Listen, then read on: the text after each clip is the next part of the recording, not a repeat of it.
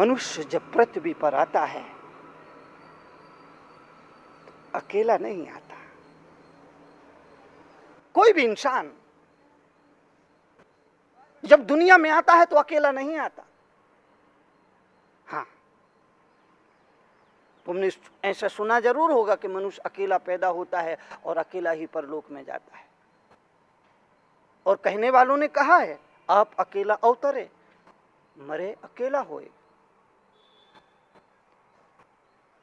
दुनिया के हमारे अधिकतर ऋषि, हमारे अधिकतर मुनि, हमारे अधिकतर आचार्य, हमारे अधिकतर विद्वान, हमारे अधिकतर पंडित, हमारे अधिकतर ग्रंथ, हमारे अधिकतर शास्त्र, हमारे अधिकतर वेद, हमारे अधिकतर पुराण, हमारे अधिकतर धम्मपद, हमारा अधिकतर तत्वारसूत, हमारे अधिकतर त्रिपिटक, हमारे अधिकतर गुरुमत वाणी इसी वक्तव्य को दोहराते हैं कि ये जीव दुनिया में अकेला आता है। एक नए सत्य का उद्घाटन करना चाहेंगे। जीव कभी भी अकेला नहीं आता है और जीव कभी भी अकेला नहीं जाता है। जीव अपने साथ कुछ लेकर के आता है और जीव अपने साथ कुछ लेकर के जाता है। मैं परंपरा से हट करके बोल रहा हूं, मैं परंपरा से हट करके बात कर रहा हूं, मैं परंपरा से हट करके चल रहा हूं, मैं परंपरा से हटकर चिंतन कर रहा हूं। सारी दुनिया, सारे ग्रंथ, सारे पंथ, सारे संत कहते हैं कि ये जीव दुनिया में जब आता है तो अकेला आता है और जीव दुनिया से जब जाता है तो अकेला जाता है। ये शाश्वत सत्य है। इस शाश्वत सत्य को मुनि तरुण सागर चुनौती नहीं दे रहे हैं और ना मुनि तरुण सागर इस शाश्वत सत्य को चुनौती देने की स्थिति में है और ना ही मुनि तरुण सागर इस शाश्वत सत्य को चुनौती देने की इच्छा रखते हैं। मैं तो सिर्फ ये निवेदन कर रहा हूं कि एक और नया सत्य है। मैं सिर्फ उस नए सत्य का उद्घाटन कर रहा हूं और वो नया सत्य यह है कि जब भी कोई जीव दुनिया में आता है तो अकेला नहीं आता है, वो अपने साथ कुछ लेकर के आता है। और जब इस दुनिया से वो जाता है तो अकेला नहीं जाता है, इस दुनिया से वो कुछ चीज लेकर के जाता है। निवेदन किया जाना चाहूंगा, जब ये जीव का कोई इंसान, कोई आदमी इस धरती पर आता है, पैदा होता है तो अकेला ना आता है ना अकेला जाता है। वो अपने साथ दो चीजें लेकर के आता है, दो चीजें लेकर के इस दुनिया में आता है और दो चीजें लेकर के इस दुनिया से जाता है। क्या आप में से कोई बताएगा? क्या आप में से कोई बताएगा वो दो चीजें कौन सी है? बोलिए, आप बोलिए। कौन बोला बीवी बच्चे लेकर के आता है? नो, आप बोलिए। मकान दुकान लेकर के आता है? नो। बीवी बच्चे लेकर कोई आता नहीं है, बीवी बच्चे लेकर के कोई जाता नहीं है, मकान दुकान लेकर कोई आता नहीं है, मकान दुकान लेकर के कोई जाता नहीं है, धन संपत्ति को लेकर कोई आता नहीं है, धन संपत्ति को लेकर कोई जाता नहीं है, तख्त और ताज को लेकर कोई आता नहीं है, तख्त और ताज को लेकर के कोई जाता नहीं है। सब चीजें जो है वो यहीं कमाई जाती है और यहीं छोड़ दी जाती है। अर्जित भी यही करना पड़ता है और विसर्जित भी यही करना पड़ता है। ये बीबी और बच्चे, धन और संपत्ति, तख्त और ताज, दुकान, रुपया, पैसा, सोना, चांदी, शोहरत, ये सब कुछ आदमी यहीं आके अर्जन करता है और यहीं एक दिन उसको विसर्जन करना पड़ता है। अर्जित भी यहाँ किया और विसर्जित भी यहीं कर देगा, ये किसी के साथ नहीं जाती है। फिर वो कौन सी दो तत्व है जो इस जीव के साथ जाते हैं? मैं बताऊं? वाह मुनि जी, इससे बढ़िया और क्या होगा? रेडीमेड तैयार माल खाने को मिल जाए, इससे बढ़िया और क्या हो सकता है? वो दो चीजें हैं, निवेदन करना चाहता हूं को वो दो चीजें हैं जो हर जीव इस दुनिया में लेकर के आता है, इस दुनिया से लेकर के जाता है। वो दो चीजें हैं, एक पुण्य, दूसरा पाप। एक पुण्य, इस दुनिया में आने वाला, इस मनुष्य जन्म में आने वाला हर प्राणी, हर इंसान, हर जीव आत्मा अपनी झोली में कुछ न कुछ पुण्य लेकर के आता है। पैदा होने वाला हर इंसान जब पैदा होता है तो अपनी झोली में कुछ न कुछ पुण्य डाल करके लाता है, कुछ न कुछ पाप डाल करके लाता है। पुण्य और पाप साथ में लेकर के आता है। हर पैदा होने वाले के साथ उसका पुण्य, उसका पाप उसके साथ ही आता है। जीव अकेला आता है, अकेला जाता है। तो मुनि तरुण सागर एक नई बात का उद्घाटन करते, एक नए सत्य का उद्घाटन करते। इसीलिए लोग मेरी बातों को सुनकर के एकदम उठ खड़े होते हैं। मेरी बात सुनकर के आदमियों के कान एकदम खड़े हो जाते हैं, क्योंकि मैं कुछ अलग बोलता हूं, कुछ हट करके बोलता हूं। नया नहीं है, नया है पुराना, लेकिन उसे आप भूल गए हैं। इसलिए उसको जब मैं पहली बार रखता हूं तो आपको नया लगता है। नया कुछ भी नहीं। सत्य तो दुनिया में जितना है उतना ही है। मैं नया सत्य कहां से लाऊंगा? लेकिन आप उसे विस्मृत कर गए, आप उसे भूल चुके हैं, आप उसका विस्मरण हो गया है। मैं सिर्फ याद दिलाता हूं। और जब पहली बार आपके कानों में वो शब्द, वो सत्य पड़ता है, आप चौंक जाते, आप उठ खड़े होते, बाहर बाजार में चर्चा करने लगते, तरुण सागर जी क्या बोलते, कैसा बोलते, क्या बोल रहे, जो है वो बोल रहा, नया कुछ भी नहीं, गलत भी कुछ भी नहीं, जो कुछ भी है वो सनातन है। मैं जो कुछ भी कह रहा हूं वो सनातन है, वो सनातन धर्म है, वो सनातन तत्व है। लेकिन निवेदन किया जाना चाहिए कि सनातन में तनातनी क्यों? इस सनातन सत्य को सुनने के लिए आप में सामर्थ्य होना चाहिए, सनातन सत्य को स्वीकार करने में आप में सामर्थ्य होना चाहिए, सनातन सत्य को आत्मसात करने में आप में सामर्थ्य होना चाहिए। लेकिन वो सामर्थ्य तो नहीं दिखती है। इस सनातन सत्य को लेकर के, कभी कभी मेरी बातों को लेकर के, सनातन तत्व को लेकर के, इस सनातन सत्य को लेकर के कभी कभी समाज में, देश में लोगों में तनातनी शुरू हो जाती है। ये सनातन है, इसमें किसी तरह की तनातनी की जरूरत नहीं है। ईमानदारी से इसे स्वीकार करो, ईमानदारी से इसे आत्मसात करो। ये तुम्हारे भले के लिए है, ये तुम्हारे कल्याण के लिए है। और हर जीव के साथ जब सुख और दुख होंगे तो नैसर्गिक रूप से सच है कि हर जीव की जिंदगी में प्रतिकूलता और अनुकूलता बनी रहेगी, चलती रहेगी।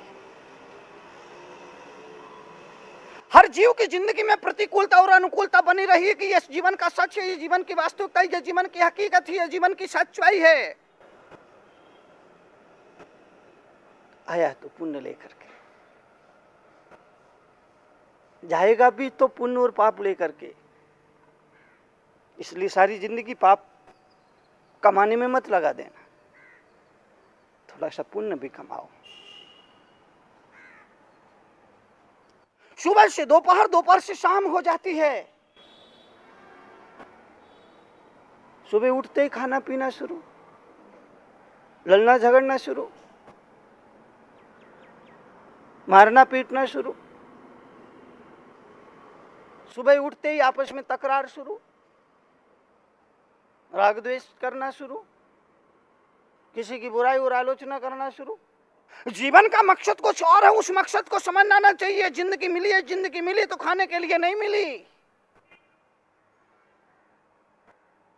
और मेरा कहा अगर आप माने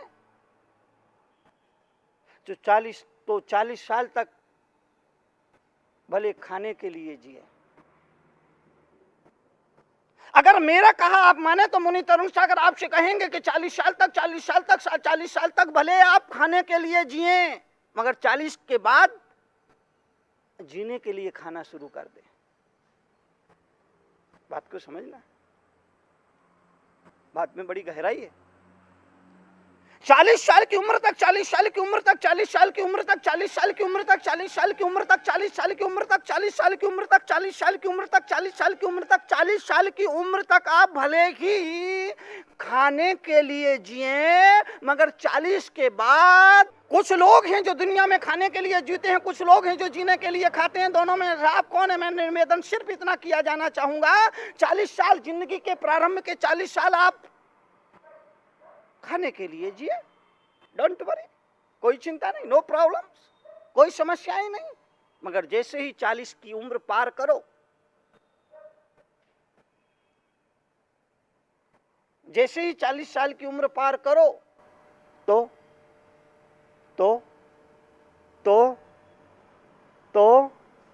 हाँ, फिर जीने के लिए खाना शुरू कर दो बस। और जीने के लिए कितना खाना चाहिए? 2 बार खाओ तो जिंदगी आराम से कट जाएगी। 2 बार खाओ तो सारी उम्र निकल जाएगी, ऊर्जा में मिलेगी, शक्ति में मिलेगी। क्या भक्ष, क्या अभक्ष, क्या शुद्ध, क्या अशुद्ध, क्या वेज, क्या नॉन वेज, क्या शाकाहारी, क्या मांसाहारी, क्या पाउच, क्या गुटखा, क्या तमाकू, क्या शराब, क्या चरस, क्या अफीम, जो कुछ भी मिलेगा सब हड़प जाएगा। उसका पेट थोड़ी ना, नगर निगम की कचरा पेटी, उसके पेट को मैं पेट नहीं कहता, वो तो नगर निगम की कचरा पेटी है। गांव भर का कचरा उसमें डालते जाओ, नो प्रॉब्लम, नो समस्या, कोई समस्या नहीं, कोई मनाही नहीं, किसी के लिए रोकथाम नहीं। गांव भर का कचरा कोई भी आकर के डाल जाए, जब आप अपने मुख में पाउच, गुटखा, तंबाकू, बीड़ी, सिगरेट, शराब, मांसाहार, नॉनवेज करते हैं, खाते हैं, पीते हैं, लेते हैं, आप क्या कर रहे हैं? आप इस पेट में कचरा ही तो डाल रहे हैं ना। निवेदन किया जाना चाहूंगा, इस बात को गौर से समझिए कि जब आप मांसाहार करते हैं, जब आप शराब पान करते हैं, जब आप मदिरा पान करते हैं, जब आप पाउच खाते हैं, जब आप गुटखा खाते हैं, जब आप तंबाकू खाते हैं, जब आप बीड़ी पीते हैं, जब आप सिगरेट पीते हैं, जब आप अफीम का नशा करते हैं, जब आप चरस का नशा करते हैं, तो आप क्या करते हैं मुनि तरुण सागर? आप जैसे लोगों के सामने सवाल खड़ा करते हैं, आप क्या करते हैं? आप सिर्फ अपने पेट में गांव भर का कचरा डालते हैं। तो ये पेट उस समय पेट नहीं रह जाता है, ये पेट नगर पालिका की कचरा पेटी हो जाती है, ये पेट नगर निगम का कचरा पेटी हो जाती है। ये पेट पेट नहीं हुआ। जब आप मांसाहार करते हैं, किसी जानवर को मार करके उसको अपने पेट में डाल लेते हैं, तो ये आपका पेट पेट नहीं हुआ भाई, ये पेट कब्रिस्तान हो गया। जो आदमी मांसाहार करता है, उस आदमी को मैं दुनिया का, संसार का चलता फिरता कब्रिस्तान कहता हूं, क्योंकि उसके पेट में कई जानवर, कई मुर्दे, कई जानवरों की लाशें पड़ी हुई है। वो चलता फिरता कब्रिस्तान है। मुनि तरुण सागर का कहा आप माने, आप मांसाहार करना एकदम बंद कर दीजिए, आप मदिरा पान का सेवन करना एकदम बंद कर दीजिए, आप अपने पेट में दुनिया भर का कचरा डालना एकदम बंद कर दीजिए। मैं मुनि तरुण सागर आप जैसे लोगों से हाथ जोड़ करके प्रार्थना करता हूँ, भगवान के खातिर ही सही, मेरे प्रवचनों की गुरु दक्षिणा के खातिर ही सही, आप मांसाहार करना बंद कर दीजिए, आप मदिरा पान का सेवन करना बंद कर दीजिए, आप बुरी आदतों, बुरी व्यसनों को, नशीले पदार्थों का सेवन बंद कर दीजिए। ये आपकी मेरे ऊपर, मुझ तरुण सागर के ऊपर महान अनुकंपा होगी, महान कृपा होगी। और मैं समझता हूँ कि यही मेरे सत्संग कि आपके द्वारा मुझे दी जाने वाली गुरु दक्षिणा होगी। मुझे गुरु दक्षिणा में आपसे रुपया पैसा नहीं चाहिए, संपत्ति नहीं चाहिए, जमीन जायदाद नहीं चाहिए, मुझे इसकी ज़रूरत नहीं है। मैं यही छोड़ कर के जैन मुनि बना हूँ।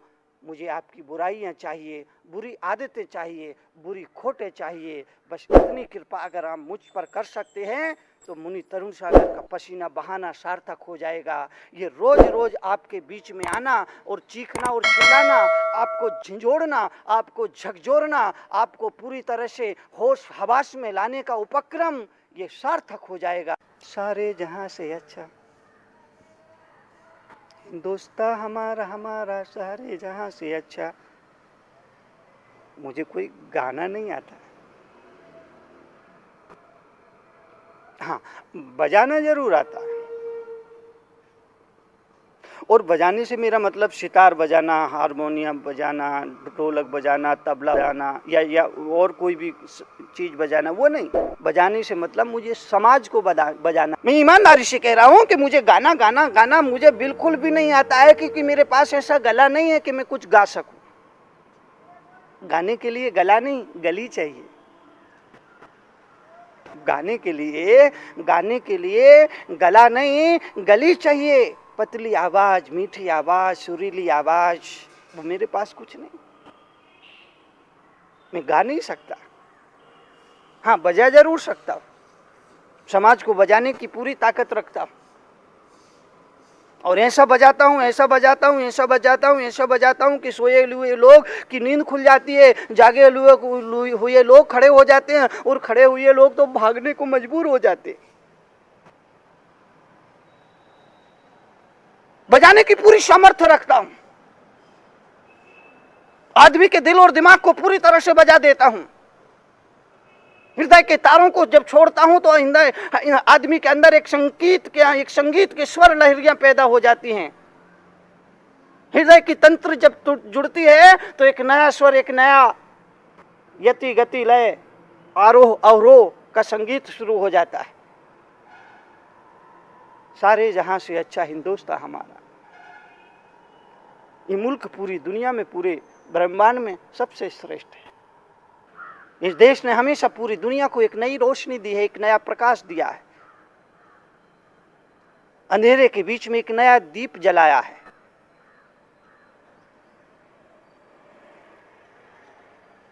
सारे जहां से अच्छा हिंदुस्तान हमारा। ये देश सोने की चिड़िया है, ये देश जगत गुरु है, ऋषि मुनियों का देश है। मैं बहुत साफ शब्दों में कहना चाहूंगा कि ये देश महान है तो यहाँ के टाटा बिरला अंबानी जैसे महान और बड़े उद्योगपतियों की वजह से नहीं है, बल्कि यहाँ के संत मुनि और उनके उच्चतम आचरण की वजह से ये देश महान है। वरना पूरे देशों में क्या अमीरों की कमी है? एक से बढ़कर के एक रईस है, एक से एक बढ़कर के अमीर हैं। ऋषभदेव, जिनको आदिनाथ भी कहा जाता है, वो पहले तीर्थंकर थे। और ऋषभदेव का उल्लेख श्रीमद् भागवत में भी मिलता है।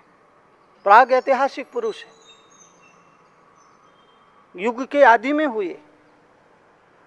ऋषभदेव ने ही इस दुनिया को असी मसी कृषि, शिल्प, कला, वाणिज्य का उपदेश दिया। वो युग पुरुष थे।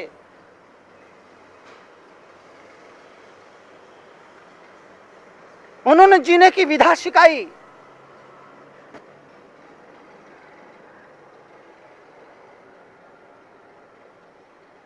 और जैन धर्म की शुरुआत ऋषभदेव से होती है। हम में से कुछ लोग इस भ्रम में है कि जैन धर्म महावीर से आया। नहीं, महावीर तो 24 में तीर्थंकर थे, उससे पहले 30 तीर्थंकर और हो चुके थे। जैन धर्म का इतिहास करोड़ों साल पहले से शुरू होता है। और ऋषभदेव जिनके पुत्र का नाम था भरत और जिनके एक बेटे का नाम था बाहुबली। भरत पहले चक्रवर्ती थे और भरत के नाम से इस देश का नाम भारत पड़ा। इतिहास में 3 भरत हुए, एक ऋषभ पुत्र भरत, एक दशरथ पुत्र भरत और एक शकुंतला पुत्र भरत। इतिहास में 3 ऐतिहासिक पुरुष हुए, भरत हुए। पर इतिहास जाहिर करता है कि इस देश का नाम भारत पड़ा और ऋषभदेव के पुत्र भरत के नाम से इस देश को भारत के नाम से पुकारा गया।